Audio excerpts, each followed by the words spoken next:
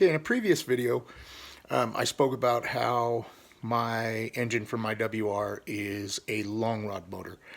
I just kind of wanted to explain a little bit about what that was, how I knew it, and the fact that it was a popular mod with YZ250s and WR250s back in the day in the 90s. They'd port match them, things like that, in conjunction with the long rod, and it would just be an all-around better motor. I'll show you the cylinder, the condition of it right now. When I got the bike, the motor, the top end was actually on, but with that Pro X piston in it, yes, it was a brand new piston, but they didn't prep the cylinder properly by giving it a good hone, and they also just threw it together dry.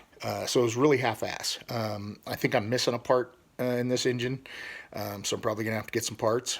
The transmission feels loose, and then this long rod, I just don't know enough about it to go ahead and run it. So right now I'll go ahead and I'll kind of turn the camera and point out a few things. So what I've got here is the bottom end, crankshaft, and the rod. I wanted to explain how I knew this was a long rod motor.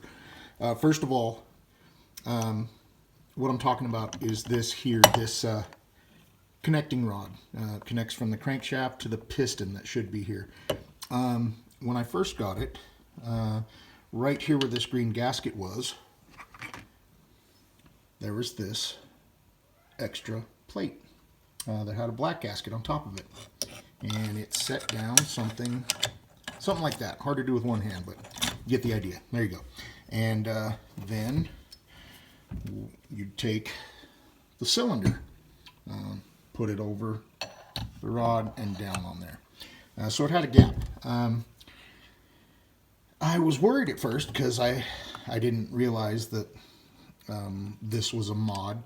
I had no idea what was going on, so I read up on it quite a bit, and then I kind of looked at everything myself, and what I did was I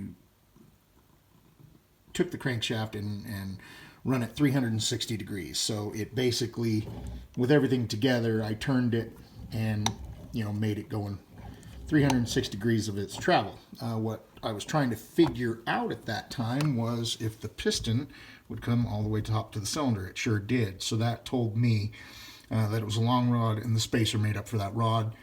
No other modifications were needed as far as porting. But this here is a power valve. This is the exhaust port. Sorry for the video. I'm really crappy at it. This is the exhaust port. The power valve also opens up a little bit at higher RPM. It's driven by this rod. This actuator rod, I actually learned about everything else. This should be an 1988 YZ250 length rod. But from what I'm hearing is I need a longer actuator rod. I can't find out any other information or which actuator rod or what, so I probably won't end up using this long rod. I'll end up cracking the cases open completely and tearing this crank out and at least putting a new connecting rod in it. So that's about where I'm at for this junk.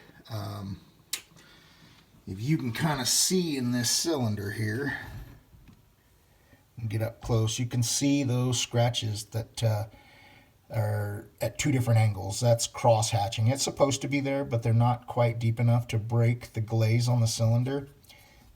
These scratches are what I'm talking about, if you can see at the end of my finger.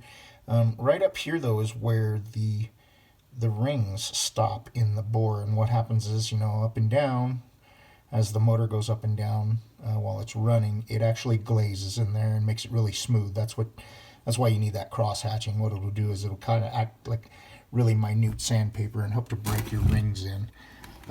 But they didn't do, man, I mean, I wouldn't even call this a half-assed job on the home to put that new piston in. So I'll be doing something different with it, whether it's honing it and putting that piston in, or sending it out to somebody to bore, and either way, I have to have it ported and things like that. So as I've said before, the whole motor, no matter what I use of what I've got right now, the whole motor is going to be gone through, top end, bottom end. So piston, crankshaft, rod, every bearing, every seal, anything in the transmission, especially. I've got this weird movement in the transmission. It'll move probably at least a 1/4 inch before it engages any other gear. So you can tell these guys took it apart. The cases have been cracked because they have some kind of rubber silicone RTV gasket maker bullshit that everybody who thinks he's a fucking motorcycle mechanic puts on. Excuse my French, I apologize. But it's just, you could tell somebody took it apart. So like I said earlier, I've taken the large clutch cover off to inspect the power valve actuator and things like that actuates that rod up to the power valve. And seems that I'm missing a retainer. And with the tranny acting the way it is, I'm pretty positive it's missing something, because it's too smooth. Everything turns, when you put it in gear and turn the sprocket. Once that 1/4 inch moves, then it engages and spins the crankshaft and piston over. So that's the correct operation. There's no grinding or anything like that. It's just, there's some kind of weirdness in my transmission, which the transmission is really why I wanted the bike, because, I can use these gears for pretty much any WR250 motor. But without the gears, I mean, to me, it's not that valuable. It's just another WR250. So, we'll see what happens there. I do have a big surprise for myself coming. I'm not gonna give it away, not gonna hint to it or anything like that. Just to let you know that it's a big surprise. It's mainly for me, obviously. You guys might get a kick out of it, but it's going to help me in this build. So in further videos, I'll be letting everybody know about that. Here pretty soon I'll be doing just more cleanup and stuff. I've still got stuff in the sink with dish soap and Simple Green. Got my forks over there that need to be cleaned up. My shock, as you saw, needs to be completely cleaned and torn apart. I've just got so much to do to this bike. And it's all slow because, I'm on a budget and I'm nickel and diming, and, I'm buying parts here and there, but this surprise coming up is really going to help me out. So within the next couple days, I'll be able to reveal that, and hopefully you guys will get as much enjoyment as I do from it. As always, this is a new thing for me. Just using my iPhone 7 here. I'm a terrible videographer.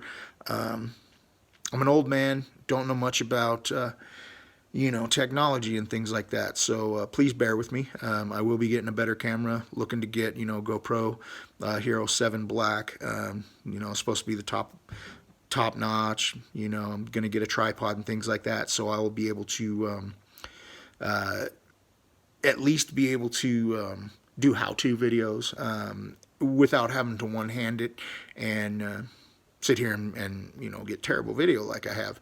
So I'm hoping here in the near future to clear all that up and get some great content coming. I'm hoping to get subscribers.